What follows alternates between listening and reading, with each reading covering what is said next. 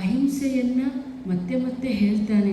ಹಾಗೆ ಸ್ವಚ್ಛ ಭಾರತ್ ಅಂತ ಹೇಳ್ತಾನೆ ಭಾರತವನ್ನು ಎಲ್ಲ ರೀತಿಯಲ್ಲೂ ನಾವು ಕಲುಷಿತಗೊಳಿಸ್ಕೊಳ್ತಾ ಇದ್ದೀವೋ ಹಾಗೆ ಧರ್ಮದ ಬಗ್ಗೆ ಮಾತಾಡ್ತಾ, ಅಹಿಂಸೆಯ ಬಗ್ಗೆ ಮಾತಾಡ್ತಾ ಇಡೀ ಜಗತ್ತನ್ನು ಒಂದು ಹಿಂಸೆಯ ಕೂಪವಾಗಿರಿಸಿರುವ ಹೊತ್ತಿನಲ್ಲಿ ಇದು ನಿಜವಾಗಿಯೂ ಒಂದು ಔಷಧಿಯಾಗಿ ಕೆಲಸ ಮಾಡುತ್ತೆ ಬುದ್ಧ ಮತ್ತು ಬುದ್ಧನ ತತ್ವಗಳು ಅನ್ನೋದನ್ನು. ಆದರೆ ಇದನ್ನು ಸಾಮುದಾಯಿಕವಾಗಿ ಮಾಡೋಕ್ಕಾಗುತ್ತೆ ಅನ್ನೋದರಲ್ಲಿ ಯಾವ ನಂಬಿಕೆಯೂ ನಮಗೆ ಇರಬೇಕಾಗಿಲ್ಲ.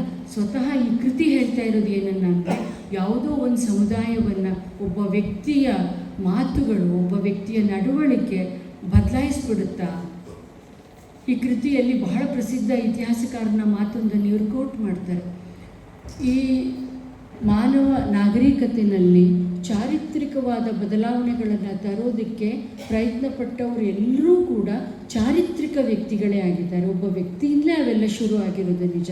ಆದರೆ ವ್ಯಕ್ತಿಯಿಂದ ಶುರುವಾದಂತಹ ಈ ಕ್ರಾಂತಿಗಳು, ಈ ಚಳುವಳಿಗಳು ಸಾಮೂಹಿಕವಾಗಿ ಒಂದು ಸಭೆಯಲ್ಲಿ ನಾನು ಇದನ್ನು ಹೇಳಿದ್ದೀನಿ, ನಾವು ಕೇಳಿದ್ದೀವಿ, ನಾವೆಲ್ಲರೂ ಅದನ್ನು ಅಲ್ಲವೇ ಅಲ್ಲ.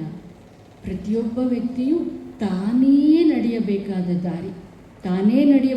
ದಾರಿ ಎನ್ನುವ ದೊಡ್ಡ ಸತ್ಯವನ್ನು ಕಂಡುಕೊಳ್ಬೇಕಾಗಿರೋದೇ ಬೌದ್ಧ ಧರ್ಮದ ತಿರುಳು ಅಂತ ನನಗೆ ಅನಿಸುತ್ತೆ. ಅದರಿಂದಲೇ ಬುದ್ಧನಿಗೆ ಅವನು ಪ್ರತಿದಿನ ಸಾಯಂಕಾಲ ಕೂತ್ಕೊಂಡು ಎಲ್ಲರ ಜೊತೆಯಲ್ಲಿ ಮಾತುಕತೆ ಆಡ್ತಿದ್ದ. ನಾವು ಅದನ್ನು ಉಪದೇಶ ಅಂತ ತಿಳ್ಕೊಂಡಿದ್ದೀವಲ್ಲ, ಅದು ಉಪದೇಶ ಅಲ್ಲ.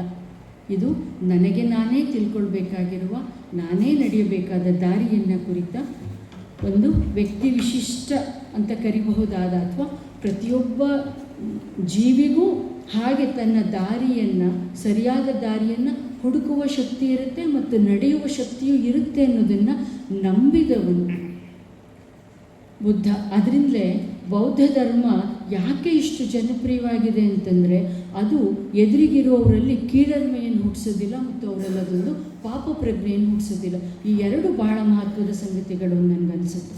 ಸಾಮಾನ್ಯವಾಗಿ ಧರ್ಮಗಳು ಎದುರಿಗಿರೋರಲ್ಲಿ ಇಲ್ಲ ಕೀಳರಿಮೆಯನ್ನು, ಇಲ್ಲ ಪಾಪ ಪ್ರಜ್ಞೆಯನ್ನು ಹುಟ್ಟಿಸುತ್ತಲ್ವ. ಎಲೈ ಪಾಪಿಗಳಿರ ಅಂತಲೇ ಶುರು ಆಗೋದಲ್ವ ಬೈಬಲ್ನ ಅದೆಷ್ಟೋ ಇದು. ಅಥವಾ ಅಂಥದ್ದಿಲ್ಲದೇನೆ ನೀನೂ ಜೀವಿ, ನಾನೂ ಜೀವಿ, ನಾವೆಲ್ಲರೂ ಸೇರಿ ನಮ್ಮ ಬದುಕನ್ನು ಹಸನು ಮಾಡ್ಕೊಳ್ಬೋದು. ನಮ್ಮ ಬದುಕನ್ನು ಹಸನು ಮಾಡ್ಕೊಳ್ಳೋದು ನಮ್ಮ ಕೈಯಲ್ಲೇ ಇದೆ ಎನ್ನುವ ಸತ್ಯದ ದರ್ಶನವೇ ಬೌದ್ಧ ಧರ್ಮದ ತಿರುಳು ಅನ್ನೋದನ್ನು ಬಹಳ ಚಂದವಾಗಿ ಕನ್ನಡಕ್ಕೆ ತಂದುಕೊಟ್ಟಿರುವ ಮತ್ತು ಒಂದು ಶತಮಾನದ ಹಿಂದೆ ಇಂಥದ್ದೊಂದು ಕೃತಿಯನ್ನು ಕೊಟ್ಟಂತಹ ಲಕ್ಷ್ಮೀನರಸಿ ಅವ್ರಿಗೆ, ಸುಜ್ಞಾನ ಮೂರ್ತಿ ಅವರಿಗೆ, ಯಾರು ಕೇಳಿದರೂ ಬೌದ್ಧ ಧರ್ಮದ ಬಗ್ಗೆ ಯಾವ ಪುಸ್ತಕ ಓದಬೇಕು ಅಂದರೆ ಈ ಪುಸ್ತಕ ಓದ್ತೀನಿ ಅಂತ ಹೇಳಿದ ಅಂಬೇಡ್ಕರ್ ಅವರಿಗೆ ಎಲ್ಲರಿಗೂ ವಂದಿಸಿ ನನ್ನ ಮಾತುಗಳನ್ನು ಮುಗಿಸ್ತೀನಿ.